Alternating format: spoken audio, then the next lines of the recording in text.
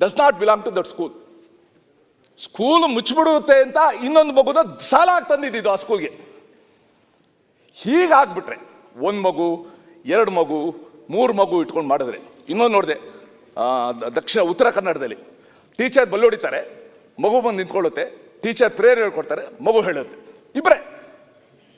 ಇದು ಯಾವುದೇ ದೃಷ್ಟಿಯಿಂದ ಒಳ್ಳೆಯದಲ್ಲ. ಅದಕ್ಕೆ ನಾವು ಹಿಂದೆ ಯೋಚಿಸಿದ್ವು, ಈಗೇನೋ ಅದನ್ನು ಸರ್ಕಾರವನ್ನು ಕೂಡ ಗಂಭೀರವಾಗಿ ಯೋಚನೆ ಮಾಡ್ತಾ ಇದೆ. ಗ್ರಾಮ ಪಂಚಾಯಿತಿ ಮಟ್ಟದಲ್ಲಿ ಅಥವಾ ಪಂಚಾಯಿತಿ ಮಟ್ಟದಲ್ಲಿ ಒಂದು ಫುಲ್ ಫ್ಲೆಜ್ಡ್ ಸ್ಕೂಲ್ ಆಗಬೇಕು. Full fledged school. It should have teachers for all classes, all subjects, ಜೊತೆಗೆ ನಮ್ಮ ಕ್ರಾಫ್ಟ್ಸು, ಆರ್ಟ್ಸು, ಸ್ಪೋರ್ಟ್ಸು ಏನಿದೆ ಅದಕ್ಕೆಲ್ಲನೂ ಬೇಕು, ಗ್ರೌಂಡ್ ಇರಬೇಕು, ಎಲ್ಲ ಮಾಡಬೇಕು. Instead of going for number of schools, let us introduce transport system. ನಾನು ಸುಳ್ಯ ಹತ್ರ, ಇಲ್ಲಿ ಭಾಗೀರಥಿ ಮರುಳಿಯ ಇದ್ದಾರೆ, ಸುಳ್ಯ ಹತ್ರ, ಸುಳ್ಯ ಕೇರಳ ಬಾರ್ಡ್ರದ್ದು ಒಂದು ಸ್ಕೂಲ್ಗೆ ಹೋಗಿದೆ.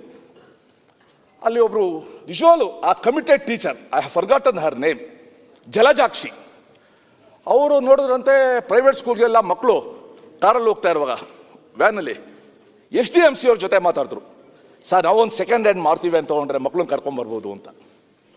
ಓಡಿಸೋರು ಯಾರು? ನಾನು ಓಡಿಸ್ತೀನಿ ಸರ್ ಅಂದ್ಲು ಟೀಚರ್. SDMC ಅಗ್ರಿ, ಒಂದು ಸೆಕೆಂಡ್ ಹ್ಯಾಂಡ್ ಮಾರ್ತೀವಿ ಅಂತ ತೊಗೊಂಡು ನಾವು ಅವ್ರ ಮನೆಗೆ ಹೋಗಿ ಆ ಕಾರಿಂದನೇ ಆ ಮಕ್ಕಳು ಹತ್ಕೊಳ್ಳೋದೆಲ್ಲ ನೋಡೋದಕ್ಕೆ. I went to the school. ಸುಮಾರು 25 ಜನ ಮಕ್ಕಳು, ಇವತ್ತು ಸ್ಟ್ರೆಂತ್ ಜಾಸ್ತಿ ಆಗಿದೆ, ಆ ಮಕ್ಕಳು ಆ್ಯಕ್ಟಿವಿಟೀಸ್ ನೋಡಿ ಭಾಳ ಖುಷಿ ಆಗ್ಬಿಡ್ತು. ಅಂಥವ್ರನ್ನ ನಾವು ಗುರುತಿಸ್ಬೇಕು ನಾವು. ಸೊ ಹೀಗೆ ಅನೇಕ ಎಲ್ಲ ಇವಾಗ ಆಡಳಿತ ವರ್ಗ, ಶಾಸಕರು ಎಲ್ಲದರಲ್ಲೂ ಕೂಡ ಕೆಲವು ಕೆಲಸ ಮಾಡದಿರೋರು ಇದ್ದೇ ಇರ್ತಾರೆ.